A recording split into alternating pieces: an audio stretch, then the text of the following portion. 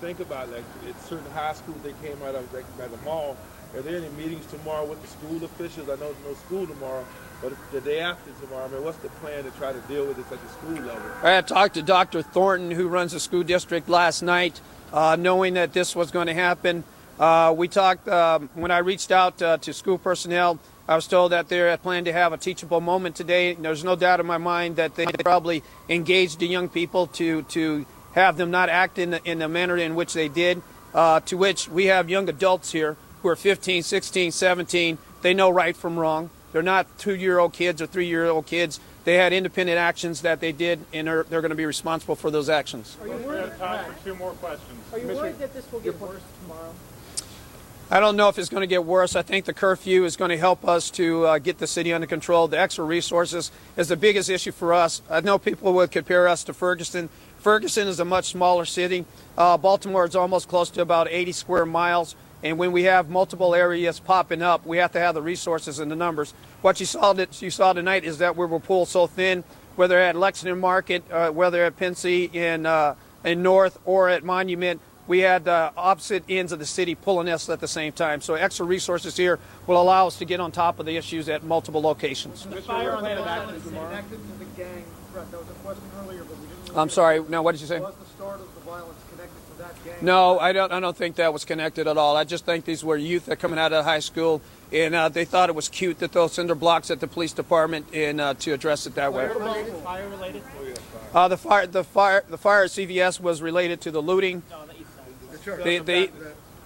I don't. We don't know that issue, and that's a shame too. You have a center there that is going to make a difference for our elderly, to make a difference for people who are in need, and there it's burned down, and those people work so hard for that. That is just a shame. That is sad. Your message for tomorrow? My message is that this is our city, that we have to live here, and that when you destroy your infrastructure, I've seen cities that haven't recovered 50 years later, like the city of Watts, that are still starting to recover. And for those parents who have kids that are out there that came off that campus, take control of your kids. This is our city. Let's make a difference. Thank you. We'll continue to keep everyone updated as we can throughout the night and into tomorrow. Okay, so you hear the representative there saying they're going to continue to keep people updated throughout the night. You were listening to the Police Commissioner of Baltimore, Anthony Batts, there holding a press conference, updating the officers' conditions and also talking about what's going on in the city and how they plan to bring it back into control. He said he believed most of it is over, but again, they are on alert. So people have been asking for answers now, and we're going to get some answers right now from the governor of the state of Maryland and also from the mayor of Baltimore. Governor Larry Hogan joins me along with Mayor Stephanie Rollins Blake. Good evening to both of you. Wish we could have spoken tonight under better circumstances. Sure. Can you please clear this up, because people are, here's the issue. The order of the emergency order was written on Saturday. Your office is saying it was ready to go. It was up to the mayor to ask for it. What happened? What is the breakdown here? Well, it really wasn't a breakdown at all. I mean, we've been prepared since last Saturday. We've been in constant communication with the mayor. She's done a terrific job. They've had this under control. It escalated to the point this evening, or late this afternoon, where it was out of control. And when the mayor called and asked us to declare a state of emergency, we were ready and prepared, and we did so immediately. What took so long, Mayor, to get resources into place? I think that we have to respond to what was going on at the ground. We've seen what happens when other jurisdictions have overreacted and brought in resources that escalated the violence on the street. And I didn't want that to happen in Baltimore. I was very measured because we wanted to make sure that we have the appropriate response for what was going on the ground. And when we saw the breakout violence in the small groups, we realized that it was time to bring in additional resources, and I'm very grateful for the governor's cooperation. There are citizens who are out there who my colleagues have spoken to. I've spoken to police officers who are here who are saying, listen, this was allowed to get out of control because the protesters, not the peaceful ones obviously, but the ones who have caused all this chaos, they were given way too much leeway. And that is the reason that this happened. Had there been more restraints, more officers in place, had they been able to gain control of the situation and perhaps not just stand by and allow people to do things as they shouldn't, that we would not be at this point right now. Look, let me just say in defense of the mayor, now's not the time to, question about what happened in the past. We're here to try to fix what's happening now. I understand that, but I respectfully disagree with you, Governor. All the help that we need, and we're going to get this situation. Governor, I respectfully disagree with you, but I think now is the time to get some answers because it's happening now.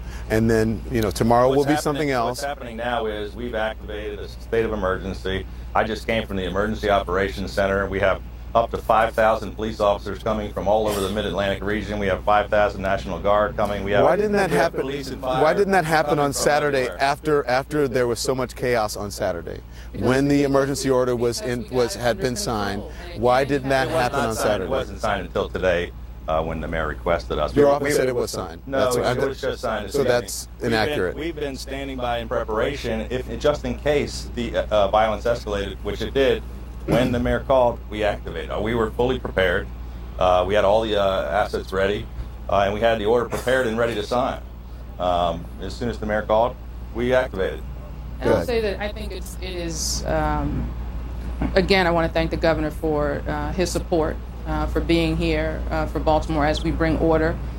It is a very delicate balancing act to make sure that you protect people's right to free speech, their right to protest.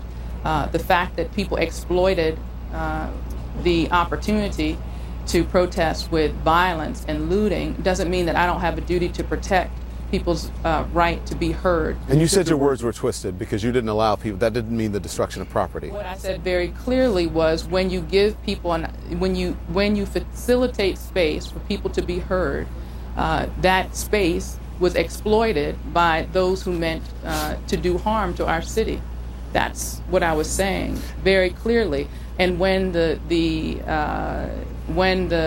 protesters got out of hand, and started to destroy property, we used best practices, the way the officers are trained, to make sure that we are focusing on those that were doing the damage, and also working to not escalate.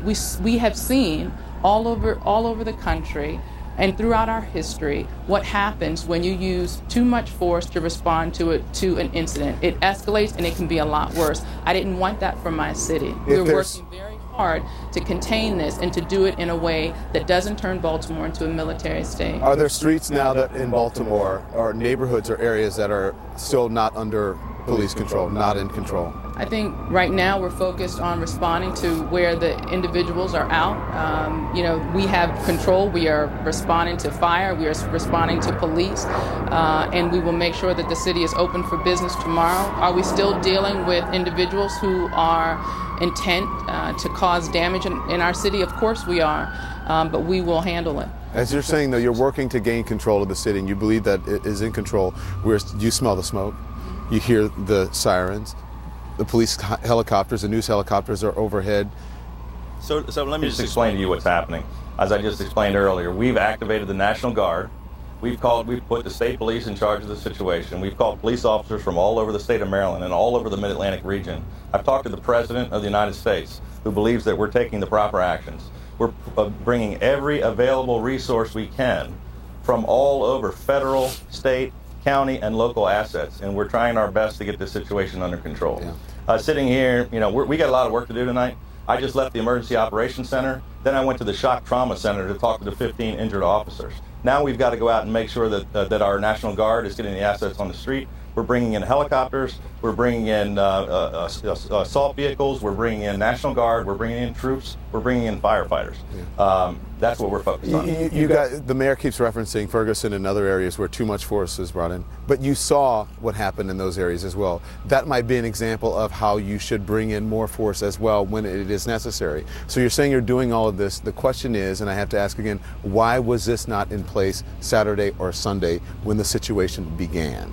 I don't know how many times we can tell you, but we can't activate until we've been asked to come in. The mayor and the city are in charge. They believe they were taking the appropriate actions. When they asked us to come in, we came in. Okay, well, let the mayor answer that. Go ahead, Mayor. I said because we had this was a incident that sparked this afternoon. This has not been around the clock activity. We got the incidents that happened over the weekend under control. And I think it would have been inappropriate to bring in the National Guard when we had it under control. When we needed the support from the state is here, and I'm grateful for that support. Is there We're anything going to that do everything within our power to get the situation under control, and I can assure you we will get it under control. is there anything that you would do differently now, if you looking back and knowing what's happened now? What would you do differently?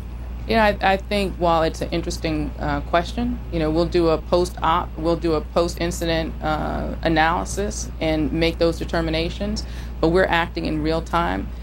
We can't armchair quarterback it, we're in it. We're doing the best thing that we can to make sure that we're making the right decisions for our community. I spent a lot of time doing outreach with the faith community, with the Gray family, making sure people understood the Gray family doesn't want this. They don't want the destruction of our city. We spent a lot of time with faith and community leaders, making sure that they understood what the process was, that they had a chance to be heard so they could spread the message of peace in our city. We worked very hard to avoid having a situation like this. And despite our best efforts, there are still those who are intent on destroying our community. And the sad part about it is they're saying that they're doing it in the name of, for the community's sake. It's just dead wrong. What they're doing is destroying our communities. They are destroying the future of our young people who have to live in a community that has to be repaired. It's not going to happen for free. We have to make those investments, and those are investments that could go into community development projects, that could go into beautifying our community. And now we will be spending those resources rebuilding the community because some very misguided individuals decided to try to destroy our city this evening. The vast majority of the protesters for the past week have been very peaceful and under control, and those are the people that love the city. They just want to get answers as everyone does, and get to the bottom of what happened in this case. What we've now seen is outside agitators, gangs, and just really thugs, as the mayor called them, that are out there threatening people, injuring people, and destroying property, and we're not going to put up with it. We're going to put a stop to it. It's not going to continue. We're bringing every asset we can.